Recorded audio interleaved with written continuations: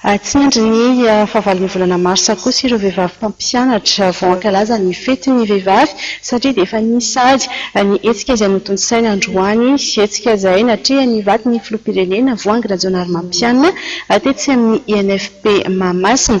Mitatitra ny vaovao Vola Ravoafy sy teo amin'ny sariny Thierry Rakotoarson. Tafiditra amin'ny andro iraisam-pirenena ho an'ny vehivavy ny valo martsa. Natokan'ny ministeran'ny mponina ho herinandro ny vehivavy ity herinandro ity.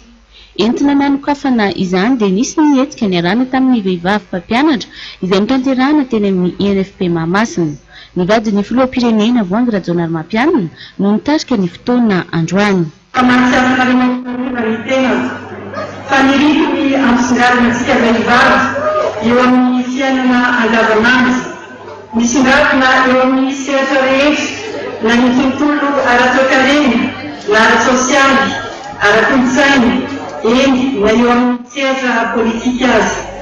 Resinahitra fanahimana iny ara-piarahamonina, misy sy iainan'ny Malagasy dia singa iray tsy azo idivirana ny vehivavy.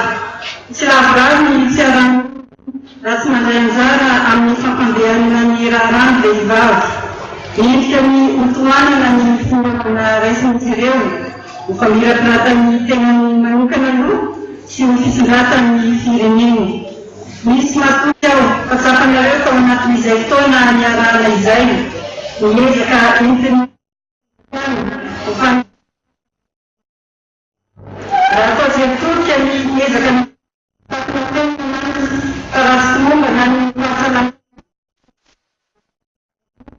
na eo am-piterahana na ao arin'ny piterahana dia misy fiatraikany avy hatrany izany eo amin'ny fiainan'ny ankohona sy ny firenena. Ny alarobia fahavalon'ny volana martsa andro iraisam-pirenena ho an'ny vehivavy dia hisy ny diabe sy ny fampisehoana ny antsoina hoe andriambavilanitry ny kanto malagasy.